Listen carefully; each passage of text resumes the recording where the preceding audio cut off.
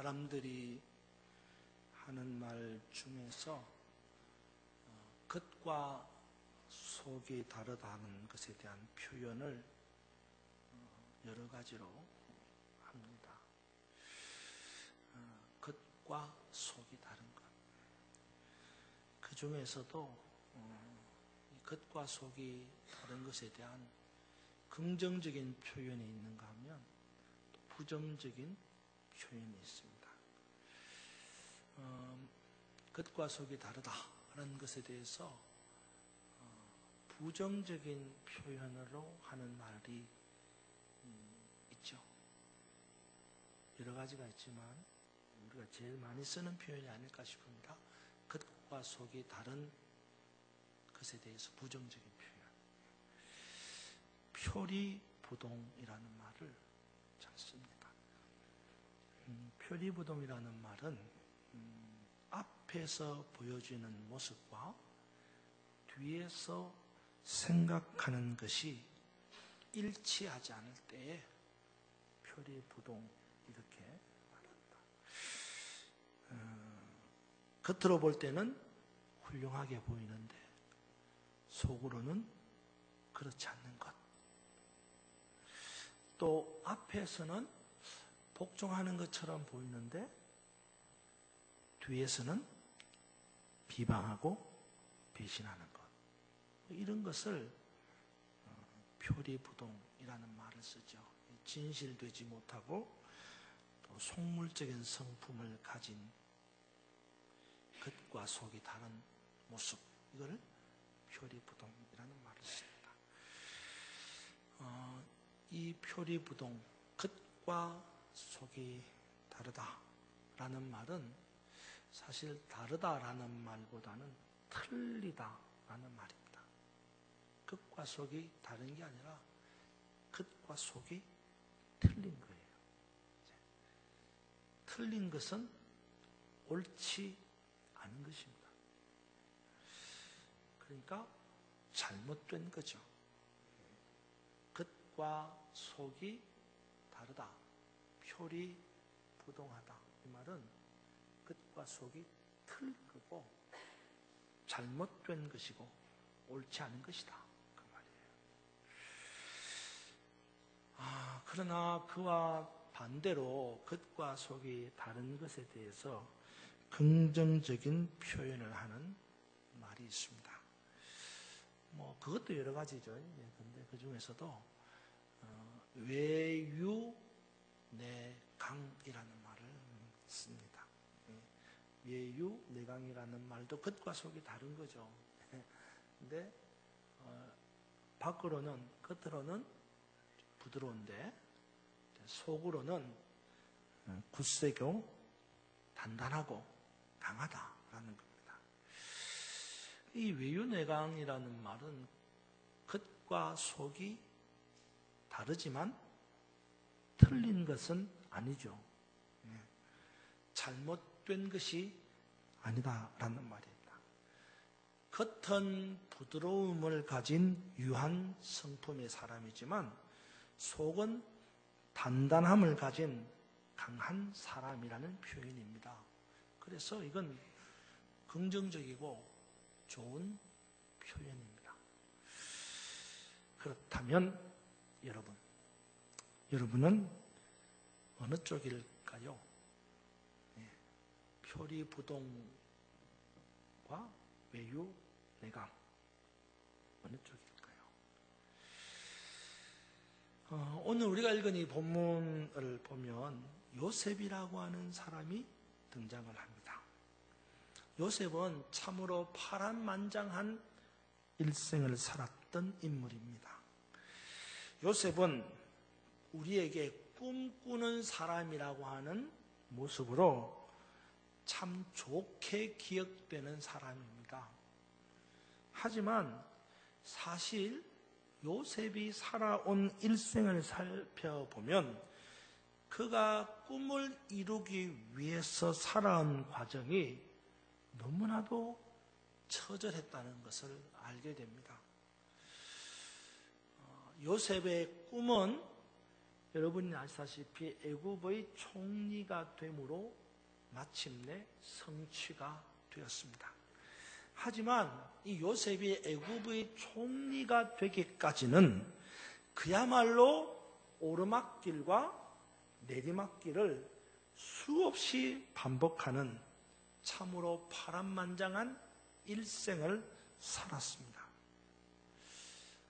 보세요. 요셉은 부모로부터 기가 막힌 정말 사랑을 받습니다. 그렇죠? 오르막길이죠. 다른 11명의 형제들보다도 탁월한 부모의 사랑을 받는 요셉이었습니다. 오르막길 인생이죠, 사실. 얼마나 좋아요. 막 날개를 달고 날아가듯이 좋은 인생입니다. 그러나 반대로 그 형제들로부터는 말할 수 없는 왕따를 당합니다. 내리막길이죠. 부모로부터는 사랑을 받았지만 형제로부터는 따돌림을 받는 그런 요셉입니다. 형제들에 의해서 구덩이에 빠져 죽을 뻔했습니다. 내리막길이죠. 그런데 건짐을 받고 구사일생으로 살아납니다. 오르막길이 가는 거죠. 거기다가 살았다 싶었는데 다시 인신매매를 당합니다. 뿐만 아니라 주인의 신임을 받았는가 싶었는데 누명을 뒤집어 쓰고 감옥에 갇히게 됩니다. 감옥에 갇힌 요셉은 감옥에 갇혔지만 또 인정을 받고 죄수들을 관리하고 마침내 애굽의 총리가 됩니다. 이처럼 요셉의 일생을 보면 그야말로 오르막길과 내리막길을 수없이 반복하는 그런 파란만장한 굴곡의 인생이었습니다. 이러한 요셉의 일생을 보면서 요셉이 애굽의 총리가 되기까지 요셉의 중심에 있었던 중요한 한 가지 자산이 있었어요. 오르막길과 내리막길을 수없이 반복하는 그 파란만장한 일생 속에서 요셉이 마침내 총리가 되는 이 마지막 꿈을 성취하는 데는 이게 없었으면 안 됐다는 거죠. 바로 확신이라는 겁니다. 요셉에게는 확신이 있었습니다. 믿음이 있었습니다. 신뢰가 있었습니다. 그러니까 파란만장한 굴곡의 일생을 살아온 요셉은 그때마다 자신의 삶에 대한 확신이 있었어요. 믿음이 있었어요. 신뢰가 있었습니다. 내 형편과 처지가 어떠하든지 오르막길로 올라가는 즐거운 인생이 되었던 내리막길로 한없이 추락하는 불행한 인생이 되었던 내 처지가 어떤 형편에 있든지 간에 나를 향하신 하나님의 성실하신 대해서 확신하고 믿고 신뢰했다는 거예요. 그러기에 요셉은 표면적으로는 겉보기에는 죽은 자 같은 사람이었지만 실제로 이면적으로 볼 때에는 살아있는 사람이었습니다. 무슨 말이냐? 우리가 39장을 읽었지만요, 그 앞에 나와 있는 37장을 보면 요셉의 이야기가 본격적으로 시작이 됩니다. 거기에 보면 37장에 보면 요셉은 형제들의 시기를 받아서 광야에서 구덩이에 던짐을 받게 됩니다. 광야에서 구덩이로 던짐을 받은 요셉은 죽은 것이나 진배가 없습니다. 여러분, 광야 구덩이에 빠졌다. 굶어 죽든지 아니면 맹수에 밥이 되든지 이렇든 저렇든 죽는 거예요. 그런데 그 와중에서도 요셉은 극적으로 구출이 되어서 구사일생으로 살아나게 됩니다. 그렇습니다. 요셉은 표면적으로는 구덩이에 빠져서 죽은 것이나 진배 없는 인생인데 이면적으로는 겉으로 볼 때와 다르게 다시 살아나는 사람이었다는 거예요. 뿐만 아닙니다. 요셉은 표면적으로 볼 때에는 종인 것처럼 보였지만 이면적으로 볼 때는 종이 아니에요. 자유자였다라는 말입니다. 39장, 오늘 우리가 39장의 뒷부분을 읽었지만 39장 앞부분에 보면 요셉은 마침내 형제들에 의해서 인신매매를 당하고 종으로 팔리게 됩니다. 그래서 보디발이라고 하는 애굽의 친위대장 장군의 집에 종으로 전락이 됩니다. 종은 결코 자유한 사람이 아닙니다. 종이 자기 마음대로 하는 사람이 있나요? 종은 주인이 시키는 대로 하는 겁니다. 종은 절대로 자유한 사람이 아닙니다. 그럼에도 불구하고 39장 앞부분을 보면 요셉이 분명히 겉으로 보기에 표면적으로 볼 때는 보디발이라고 하는 장군의 집에 들어간 종인데 요셉의 삶을 보면 종이 아니었어요. 자유한 사람이었어요. 뿐만 아닙니다. 요셉은 죄인 중에도 죄인인 괴수 같은 중죄인의 사람이었음에도 불구하고 죄인을 다스리는 사람이 되었습니다. 요셉은 외로운 사람 같았지만 결코 외로운 사람이 아니었습니다. 다시 말해서 겉으로 보는 표면적인 요셉의 모습과 속으로 보는 이면적인 요셉의 모습은 달랐다는 거예요. 표리부동이 아니라 외유 내강처럼 요셉은 겉과 속이 다른 사람이었어요. 오늘 본문은 바로 그런 요셉의 모습을 잘 나타내 보여주고 있습니다. 오늘 본문의 내용은 요셉이 감옥에 갇히는 장면에서부터 시작이 됩니다. 하지만 요셉이 여기까지 오게 된 경위를 살펴보면 요셉은 정말 억울합니다. 분통이 터지는 일입니다. 여러분, 요셉이 어떻게 해서 이 감옥까지 오게 된 줄로 아시죠? 응? 여러분 아시다시피 요셉이 본문 앞에서 어떤 사건을 당합니까? 요셉이 인신매매를 당하고 말씀드린 것처럼 애굽의 친위 대장인 보디발 장군의 집에 종으로 팔려오게 됩니다. 비록 종으로 팔려온 요셉이지만 말씀드린 것처럼 보디발의 장군 집에서 장군의 집을 관리하는 가정 총무가 되었습니다. 그래서 보디발 장군이 요셉이 하는 대로 내버려뒀어요. 네 마음대로 해라. 그래서 장군이 요셉 보고 이렇게 해라 저렇게 해라 말하지 간섭하지 않았어요. 시키지 않았어요. 요셉은 종이지만 요셉 마음대로 하는 가정 총무의 자유하는 사람이 된 것입니다. 여러분 39장 9절을 한번 보시기 바랍니다. 9절 같이 한번 읽어봅시다. 시작. 이 집에는 나보다 큰 이가 없으며 주인이 아무도 또 내게 금하지 아니하였어도 금한 것은 당신뿐이니 당신은 그의 아내임이라 그런즉 내가 어찌 이 큰 악을 행하여 하나님께 죄를 지으리까. 아멘. 그렇습니다. 요셉이 이렇게 보디발이 장군의 집에서 자기보다 더 큰 사람이었는 자기가 하고 싶은 대로 할 수 있는 자유자의 신분을 갖고 살았는데 문제가 생긴 거예요. 그죠? 보디발 장군의 아내가 요셉을 유혹했습니다. 다행히도 요셉이 그 유혹에 빠지지 않았어요. 요셉은 이 보디발 장군의 아내가 유혹할 때에 그 유혹을 믿음과 신앙으로 물리쳤습니다. 오늘 우리가 읽은 39장 9절에 보니까 요셉은 이렇게 표현합니다. 이 집에는 나보다 큰 사람이 없도록 주인이 내게 권한을 주었습니다. 주인이 자기를 믿었다는 거예요. 자기도 주인을 믿는 거예요. 주인에 대한 신뢰가 있는 겁니다. 뿐만 아니라 내가 당신을 건드리는 것은 하나님에게 큰 죄를 짓는 악한 것입니다. 고백하는 거예요. 그러니까 요셉은 보디발의 아내의 유혹을 하나님에 대한 신앙과 보디발 장군인 주인에 대한 신뢰로 물리친 거예요. 그런데 그런 요셉을 두고 보디발의 아내는 모함을 합니다. 마침내 누명을 뒤집어 씌우고 보디발의 노여움을 사게 만든 후에 기어이 감옥에 투옥시켜버립니다. 요셉의 입장에서는 정말 억울한 일입니다. 분통이 터지는 일입니다.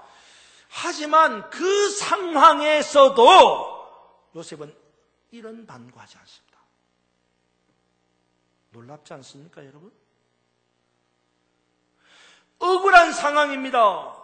분노가 치밀어 오르는 상황입니다. 그럼에도 불구하고 요셉은 그 상황에서도 자기 감정을 한마디도 표현하지 않는 거예요. 제가 말씀 준비하면서 저보고 물어봤어요. 너 같으면 어떻게 하겠냐? 만약에 내가 이렇게 억울한 일을 당하면 너 어떻게 할래? 여러분 같으면 어떻게 하시겠어요? 이렇게 억울한 일을 당하면. 나는 정당한데 내가 왜 이렇게 억울하게 누명을 뒤집어 써야 하나? 도저히 참을 수 없어. 분노가 치밀어 오르고 화가 들끓지 않겠습니까? 혹자는 그렇게 말할 수도 있습니다. 종인데 종이 어쩌냐? 종이 화가 난들 어쩔 거야? 그렇게 말할 수 있습니다. 근데 여러분, 종은 사람 아니에요? 종은 화가 안 날까요? 종은 분노가 치밀어 오지 않을까요? 종이라고 해도요, 분노가 터집니다. 화가 치밀어 오릅니다. 그리고 그 분노가 제대로 표출되지 않거나 그 화가 밖으로 드러나지 않으면 어떻게 되겠어요? 그 분노나 화는 속으로 들어갑니다. 원래부터 분노가 없는 사람은 없어요. 원래부터 화가 없는 사람이 없습니다. 여러분 다 있잖아요. 저도 마찬가지고 억울한 일 당하면 화가 나고 분노가 납니다. 여러분 이 분노, 이 화가 치밀어 오르고 밖으로 폭발을 하는 거죠. 근데 그렇지 않으면 어떻게 되겠어요? 이 화나 분노가 속으로 들어가는 거예요. 그럼 어떻게 돼요? 화나 분노가 속으로 들어가면 어떻게 돼요? 속으로 병이 나잖아요. 그거 뭐라 그래요? 화병이에요, 화병. 근데요, 사실 요즘에 화병 나는 사람은 별로 없어요. 옛날에는 화병이 나지. 요즘은 화병 나는 사람이 없습니다. 왜? 화병 나기 전에 목매달아 죽어버려요. 화병 나기 전에 높은 데 올라가서 뛰어내려버린다니까. 옛날 사람들이나 감히 죽는 걸 생각도 못하니까 속으로 화병이 나지요. 요즘 사람들은요, 화병도 못 참아. 그냥 뛰어내리고 말지. 목매달고 말지. 심리학적인 측면에서 볼 때 분노나 화가 밖으로 표출되지 못하고 안으로 나타나게 될 때에는요, 가장 선택하기 쉬운 방법이 뭐냐? 자살이에요. 물론 하기 쉬운 방법이라고 해서 무조건 다 그렇게 한다, 그건 아니죠. 그래도 더 이상 어떻게 할 수 없다고 판단이 들고 뭐라도 해야 된다라는 생각이 들 때는 극단적으로 죽음을 택하게 되는 거예요.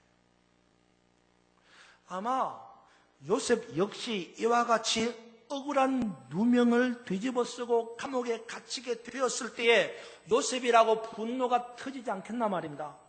화가 폭발하지 않겠느냐고요. 그런데도 요셉은 분노도 화도 없어요. 그러면 속으로 화병이 났을까? 그것도 아니야. 요셉은 참 이상하잖아요. 어떻게 이럴 수가 있느냐 말이에요. 요셉은 화도 분노도 표현이 없어요. 속으로 끙끙 앓았다 그런 말도 아니에요. 당연히 죽었다 이런 말도 아니잖아요. 요셉은 어떻게 이런 모습을 가질 수 있느냐. 정말 초연한 것 같아요. 진짜 이거 보면요, 요셉은 사람이냐? 이런 생각이 드는 거예요. 어떻게 이럴 수 있느냐 이거죠. 여러분 21절 한번 보세요. 이런 요셉, 분노가 폭발하고 화가 치밀어 오를 수밖에 없는 상황에 놓인 요셉에게 이런 일이 있었다는 거예요. 21절 한번 읽어봅시다. 시작.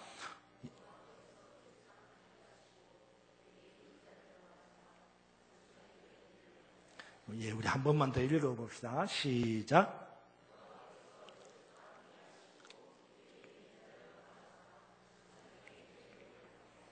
예, 아멘. 여러분, 이 21절을 읽으면서 세 가지가 나오잖아요. 그죠? 하나님이 함께 하시고, 하나님이 인자를 더하게 하시고, 하나님이 은혜를 베푸셨다 그랬어요. 근데 이 세 가지 가운데서 요셉의 성품을 결정하는 요소가 하나 있어요. 요셉의 성품을 결정하는. 뭐예요? 뭐예요? 인자를 더하게 하셨다는 거예요. 여러분 놀랍지 않아요? 그러니까 하나님께서는 요셉의 마음에 분노가 치밀어 오르기 전에, 화가 폭발하기 전에 요셉의 마음속에 뭘 넣어줬어요? 인자를 넣어준 거예요. 인자를. 저 이 본문 보면서요, 너무 하나님 앞에 기도했어요. 하나님, 제 마음에 인자를 불어넣어 주십시오. 제 마음에 인자를 불어넣어 주십시오. 저도 분노가 폭발하고, 저도 화가 폭발하고, 저도 너무 억울한데, 하나님, 내 마음속에 인자를 불어넣어 주십시오. 여러분, 이 시간 우리가 함께 기도해야 될 내용이 바로 이것입니다. 하나님, 나에게 인자한 마음을 더하여 주옵소서. 그런 기도가 우리 모두에게 있기를 주님의 이름으로 축원합니다. 또 한 가지, 오늘 요셉을 보면 요셉은 너무나도 외로웠을 것입니다. 꿈을 꾸고 꿈을 따라 여기까지 왔는데 또다시 내리막길입니다. 감옥에 갇히는 이 내리막길 상황 속에서 요셉은 무슨 생각을 했을까요? 하나님이 정말 나와 함께 하실까? 하나님이 정말 계시기나 한 거야? 라는 외로운 생각이 들었을 거예요.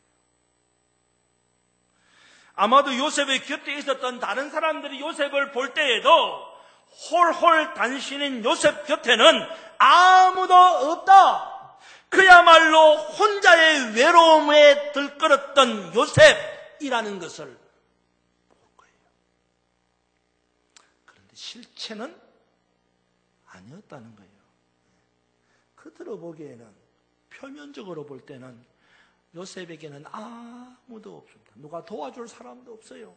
누가 편들어줄 사람도 없습니다. 이 억울한 누명을 뒤집어 쓴 요셉을 누가 거들떠 볼 사람도 없는 거예요. 겉으로 보기에 요셉은 너무 외롭습니다. 그런데 요셉은 외롭지 않다는 거예요. 왜입니까? 요셉에게는 하나님이 함께 계셨다라는 거예요. 여러분 21절을 다시 한번 봅시다. 21절. 큰 소리 한번 읽어봅시다. 21절. 어디에 힘을 주고 읽으셔야 되는지 아시겠죠? 21절 시작.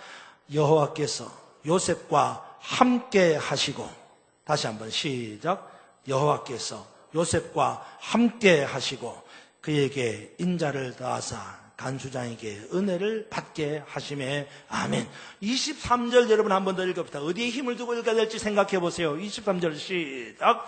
간수장은 그의 손에 맡긴 것을 무엇이든지 살펴보지 아니하였으니 이는 여호와께서 요셉과 함께 하심이라. 여호와께서 그를 범사에 형통하게 하셨더라. 아멘. 그렇습니다. 요셉은 결코 외롭지 않습니다. 왜냐하면 하나님께서 요셉과 함께 하셨다라는 말씀입니다. 오늘 본문에서만 봐도 하나님은 요셉과 함께 했다는 말을 2번이나 기록하고 있습니다. 그런데 요셉이 다른 곳에서도 이와 같은 상황에 처했을 때에 변함없이 하나님이 요셉과 함께 하셨다라는 말씀을 하고 있습니다. 앞서서 요셉이 애굽의 친위대장 보디발에게 종으로 팔려갔을 때에도 하나님은 요셉과 함께 하셨다라고 말씀합니다. 여러분, 앞서서 39장 2절을 보세요. 2절. 제가 읽어보겠습니다. 2절. 요셉이 보디발의 장군 집에 종으로 팔려갔을 때에 하나님이 말씀하십니다. 2절. 여호와께서 요셉과 함께 하심으로 그가 형통한 자가 되어 그의 주인이 애굽 사람의 집에 있었으니. 3절. 그의 주인이 여호와께서 그와 함께 하심을 보며 또 여호와께서 그의 범사에 형통하게 하심을 보았더라. 그렇습니다. 요셉은 자기 형편이 참으로 참담하고 답답하고 외로운 지경에 처해 있을지라도 결코 외롭지 아니한 것은 하나님이 함께 하신 거예요. 여러분 보세요. 내가 하나님과 함께 하는 거라고 하나님이 나와 함께 하는 거하고 같아요, 틀려요? 내가 하나님과 함께 하는 거, 하나님이 나와 함께 하는 거.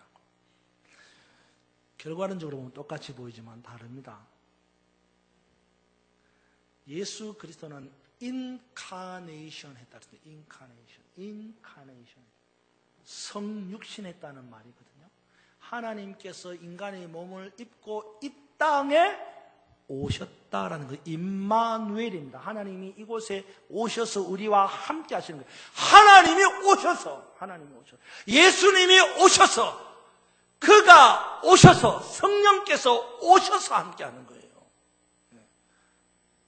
내가 가서 함께 하는 게 아니고 하나님이 오셔서 예수님이 오셔서 성령께서 오셔서 함께 하는 거예요. 요셉은 당하는 사람의 입장이었어요. 너무나도 억울한 거예요.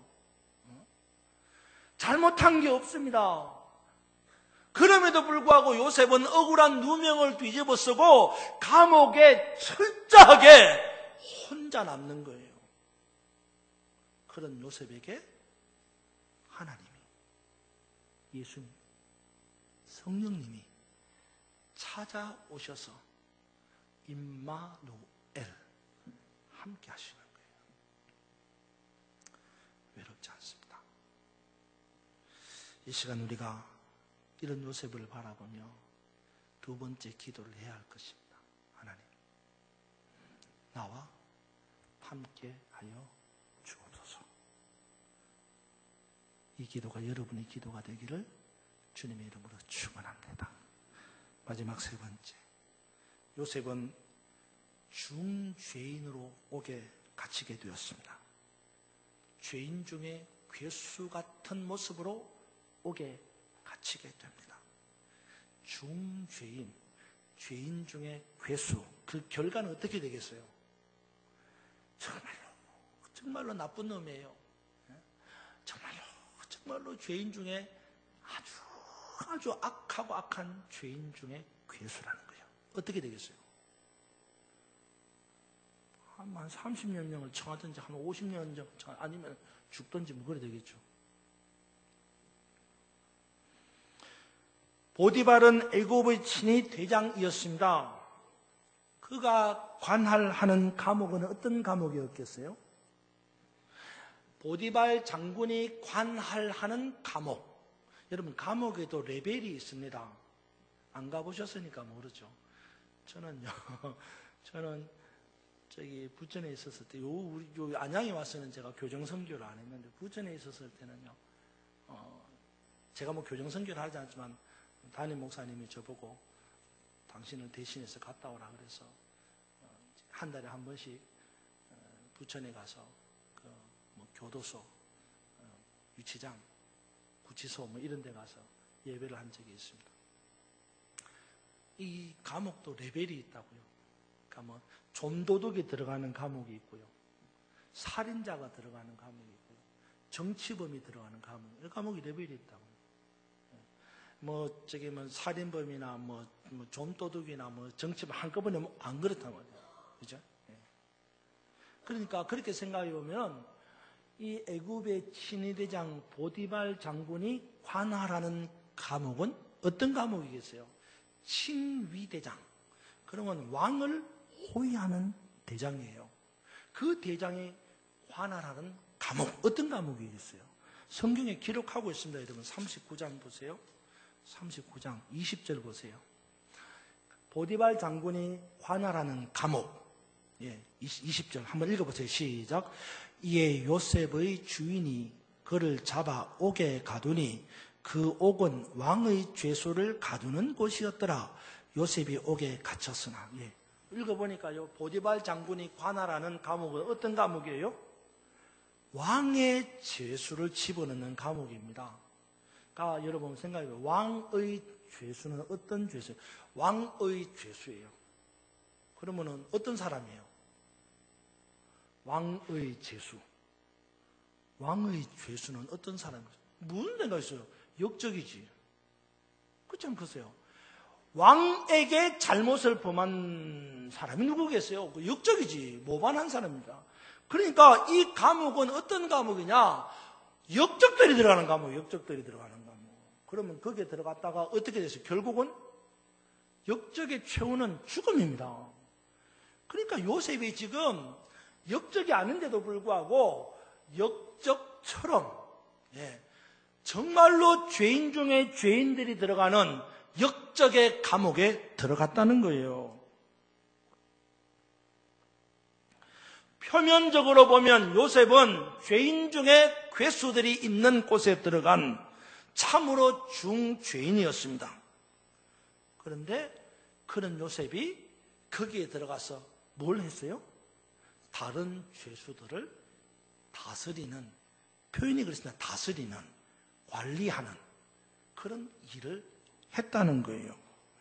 여러분 22절 보세요. 간수장이 옥중 죄수를 다 요셉의 손에 맡김으로 그 재반 사무를 처리했다. 죄수들을 다 요셉에게 맡긴 거예요. 어떻게 이럴 수 있습니까? 어떻게 죄인 중에 죄인이고 괴수였던 요셉에게 어떻게 다른 죄인을 다스리게 하는 이런 놀라운 일이 있었느냐라는 거죠. 이유가 뭐예요? 하나님의 은혜였다. 여러분 21절을 다시 보세요. 21절에 보니까 여호와께서 요셉과 함께 하시고 그에게 인자를 더하사, 세 번째 간수장에게 은혜를 받게 하셨다. 그렇습니다. 요셉은 겉으로 보기에, 표면적으로 보기에는 죄인 중에 죄인인 괴수의 모습을 가지고 있었지만 실제로 그 이면적으로는 다른 죄수를 다스리는 간수의 모습을 가졌습니다. 은혜예요. 하나님께서 요셉에게 베푸신 은혜로 인하여 요셉은 죄수를 다스리는 위치에 서게 된 것입니다. 이 시간 우리는 이것을 구해야 합니다. 하나님, 나에게도 은혜를 베풀어 주옵소서. 그렇습니다. 요셉의 일생을 보면 참으로 파란만장한 굴곡의 일생이었습니다. 표면적으로 겉으로 보기에는 죽은 사람 같습니다. 종인 모습이었습니다. 죄인 중에 괴수였습니다. 외로운 사람이었습니다. 그러나 이면적으로, 속으로 볼 때에는 죽은 사람이 아니에요. 살아있어요. 종이 아니에요. 자유하는 사람이에요. 죄인이 아니라 죄인을 다스리는 사람입니다. 그리고 결코 외롭지 않은 사람이었습니다. 요셉에게는 이처럼 이 표면과 이면이 있었어요. 서로 다른 모습입니다.